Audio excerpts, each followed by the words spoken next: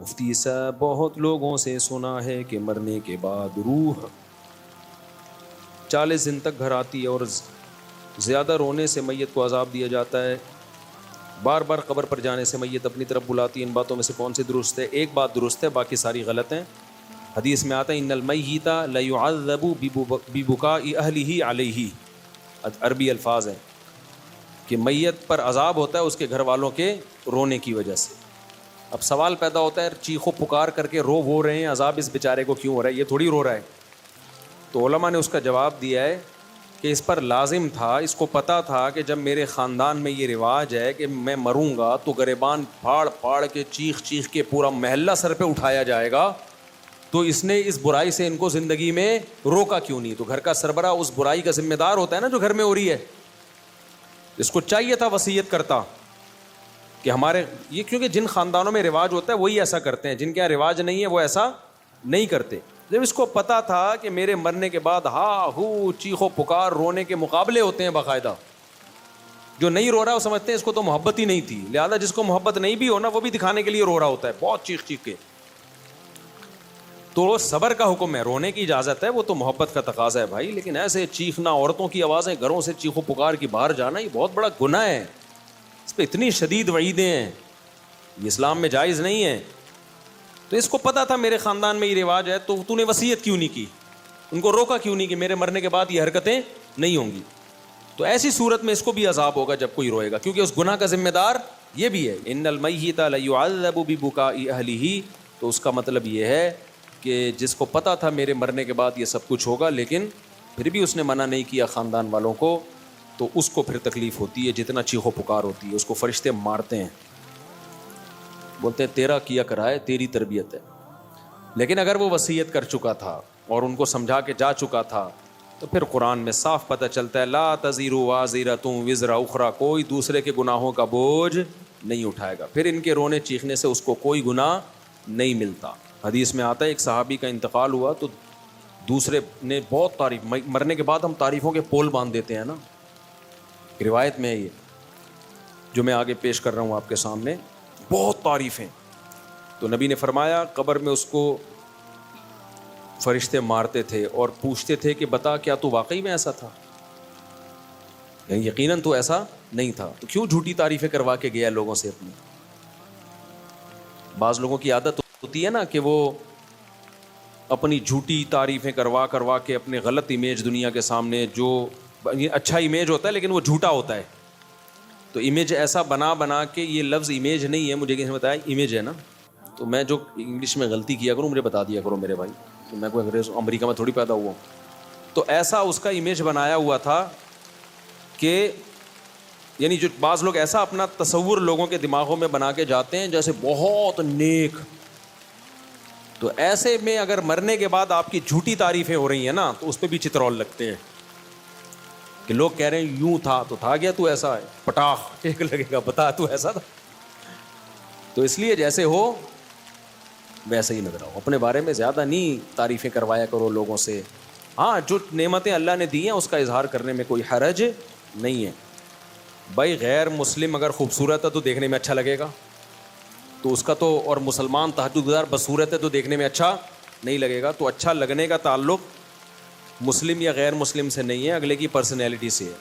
ہاں اعمال کے لحاظ سے اگر اچھا لگ رہا ہے پھر غلط ہے، اعمال کے لحاظ سے کافر اچھا نہیں ہو سکتا۔ تبھی ہم کہتے ہیں کافر کی خوبیوں کو بیان کیا کرو کہ بھئی ان لوگوں میں یہ خوبی، لیکن یہ کہنا کہ وہ مسلمانوں سے اچھے ہیں یہ زیادتی ہے بھائی۔ مسلمانوں سے اچھے کیسے ہو گئے؟ جو خدا کا انکار کرے اور جو خدا کو مانے دونوں برابر ہو سکتے ہیں؟ ایک اللہ کو مانتے ہیں، اللہ کے پیغمبروں کو، اللہ کی کتابوں کو مانتے ہیں، دوسرا مانتا ہی نہیں ہے، وہ کہتے ہیں میں خود بخود بناؤں، تو اپنے خدا کا انکار کر دیا اللہ کا، تو مسلمان سے اچھا۔ اگر وہ اچھے ہوتے تو اللہ مسلمانوں کو جہنم میں بھیجتا، پھر ان کو جنت میں بھیجتا۔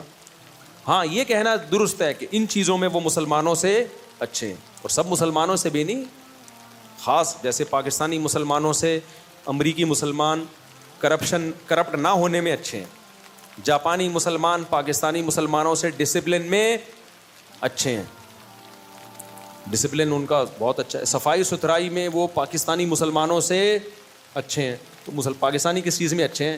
وہ سوچ رہا ہوں, ابھی کوئی دماغ میں آئے گا تو بتاؤں گا. تو بیوی سے وفا کرنے میں پاکستانی مسلمان جاپانیوں سے اچھے نہیں, بہت اچھے ہیں, سمجھتے ہو.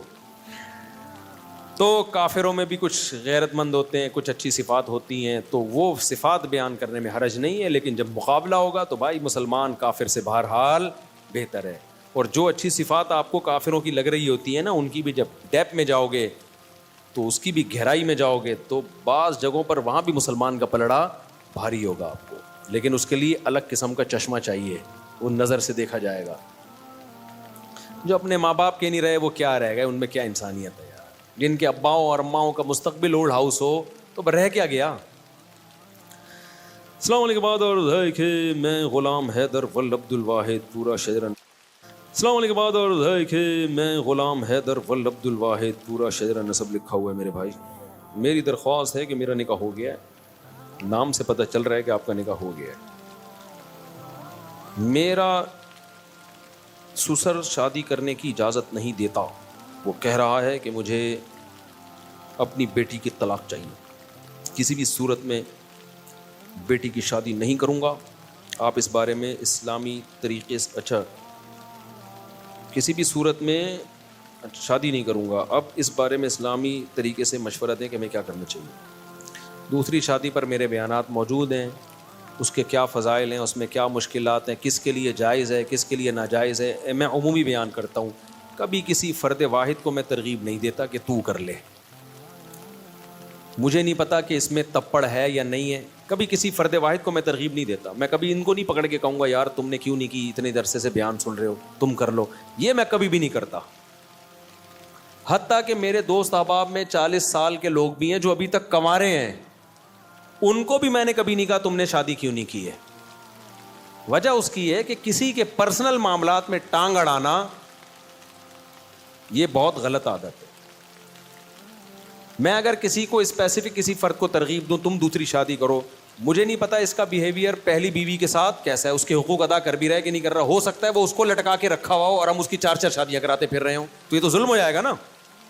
اور یہ بھی ممکن ہے حقوق ادا کر رہا ہو, تو یہ تمہاری ٹینشن ہے کہ تم حقوق ادا کر رہے ہو یا ادا نہیں کر رہے. ہم اسلام کا حکم بیان کریں گے جنرلی, افراد کو پکڑ پکڑ کے یوں سمجھانا کہ تو کر تو نہیں کر, یہ نہیں ہوتا. منع تو کیا ہے بہت سے لوگوں کو میں نے کہ تم نہیں کرو, کیونکہ جب مجھے ان کے حالات پتہ چلے, انہوں نے آگے مشورہ لیا نا, میں نے کہا تیرے بس کا نہیں ہے بھائی, تیری باتوں سے لگ رہا ہے تیری ٹانگیں ابھی کانپ رہی ہیں, تو نہیں, تیرے بس میں نہیں ہے. تو لیکن کسی فرد کو میں پکڑ کے ترغیب دوں کہ تم کرو, تم نے کیوں نہیں کی, تم, ہاں مذاق میں دوستوں کی محفل میں ایک الگ بات ہوتی ہے, لیکن میں ویسے نارملی کبھی کسی کو ترغیب نہیں دیتا. اب آپ کہہ سکتے ہو چلو دوسری کی آپ کسی فرد کو ترغیب نہیں دے رہے, نہیں دینے کی وجہ سمجھ میں آئی. مجھے کیا پتا یہ پہلی کے ساتھ سنجیدہ ہے بھی یا نہیں ہے. ہو سکتا ہے اس کے پاس ظلم کر رہا ہو, وہ گزارا کر رہی ہو اس کے ساتھ مجبوری میں. اب تو مجبوری میں وہ گزارا کر رہی ہے, تم اس کے اوپر ایک اور بھی لے آؤ, ٹھیک ہے نا, اس کو بھی لٹکا کے چھوڑ دو, یہ تو بیڑا غرق ہو جائے گا. مجھے کیا پتا تم برابری کر سکتے ہو یا نہیں کر سکتے, پھر تم کر کہاں رہے ہو. بعض دفعہ آدمی شادی کر رہا ہوتا ہے, بھائی تم اتنی پیسے ہیں نہیں, تم شادی ڈیفینس میں کر رہے ہو, مالدار لڑکی سے کر رہے ہو, تو نہ تو اس کے قابل رہو گے نہ پہلی کے قابل. اس کا تو جیب خرچی 4-4 لاکھ روپے ہوتی ہے, پاکٹ منی. جو مالدار لڑکی ہے نا, پاکٹ منی ایسے چل رہا ہوتا ہے, 4 لاکھ پاکٹ منی. تو غریب آدمی بولے گا میں ٹماٹر بیچ کے 4 لاکھ تیری پاکٹ منی کہاں سے. تو بھائی تم نے کیوں کی ایسی جگہ پہ شادی, اپنی حیثیت دیکھ کے کرو نا. تم وہاں شادی کرو جو 5 روپے پاکٹ منی, ایسا ہوتا نہیں ہے, لیکن ایک مثال دے رہا ہوں میں. تو میں نہیں جانتا کہ بھائی یہ اس قابل ہے یا نہیں ہے کسی شخص کے لیے. میں فرد واحد کو, متعین فرد کو کبھی ترغیب نہیں دیتا. تو کرے گا خود, جب مسائل کھڑے ہوں گے تو بلی کس پہ ڈال دے گا. مفتی صاحب نے مجھے مشورہ دیا تھا, مفتی صاحب نے بولا تھا. تو بھائی ہم نہیں جانتے آپ کو, ہم تو ایک جنرلی حکم بیان کریں گے کہ جس میں 2 بیویوں میں عدل کی طاقت ہے, دونوں کے حقوق ادا کر سکتا ہے کہ نہیں کر سکتا, یہ خود فیصلہ کرو. اس کو چاہیے کہ کر گزرے اور کر کے بتا دے کہ ہو گئی. باقی کس میں طاقت ہے کس میں نہیں ہے یہ آپ نے فیصلہ کرنا ہے, یہ میں نے فیصلہ نہیں کرنا. آپ کہہ سکتے ہو چلو 2 شادیوں والے کو آپ مشورہ نہیں دیتے, تو کنوارے کو آپ تو دے سکتے ہو نا, جو آپ کے 40 45 سال کے دوست کنوارے ہیں, ان کو کیوں نہیں دے رہے. بھائی یہ بھی کسی کی نجی زندگی ہے, مجھے نہیں پتا اس کی کیا مجبوریاں ہیں. بعض دفعہ صحت کے ایشوز ہوتے ہیں، وہ نہیں شرما کے بتا رہا ہوتا، ہم کیوں کسی کا راز دنیا کے سامنے فاش کریں؟ وہ مجھے تھوڑی بتائے گا میرے اندر طاقت نہیں ہے، بعض دفعہ طاقت ہوتی ہے، مرد ہوتا ہے پورا انسان، لیکن اور کوئی مسائل ہوتے ہیں اس کے، تو وہ تو جب کسی کی ڈیپ میں جاؤ تو پتہ چلتا ہے نا کس کے ساتھ کیا مسائل چل رہے ہیں۔ تو بھائی شریعت نے ہمیں حکم دیا ہے کسی کے پرسنل معاملات میں گھسنے کی آپ کو اجازت نہیں ہے، کہ یہ کیوں نہیں کر رہا ابھی تک میرے بیان میں 10 سال سے بیٹھ رہا ہے، اس نے ابھی تک دوسری شادی کیوں نہیں کی، اس نے پہلی کیوں نہیں کی۔ بھائی جان بیان میں بیٹھ رہے ہیں، نظریہ درست ہو رہا ہے، عمل کرنا نہ کرنا یہ اس کا ہیڈ ایک ہے، یہ ہمارا ہیڈ ایک نہیں ہے۔ اور نام بدگمان ہوتے ہیں، میرے جو دوست 45 سال کے ابھی تک شادی نہیں کی، میں بدگمان بھی نہیں ہوتا، ان کا ذاتی معاملہ ہے، یہ خود بہتر سمجھتے ہیں۔ تو اس لیے میں آپ کو بھی ترغیب نہیں دوں گا، انہوں نے پرچی دی ہے نا، یہ مجھے نہیں پتا آپ کا اپنی پہلی وائف کے ساتھ سلوک کیسا ہے، آپ دوسری کر سکتے ہو نہیں کر سکتے۔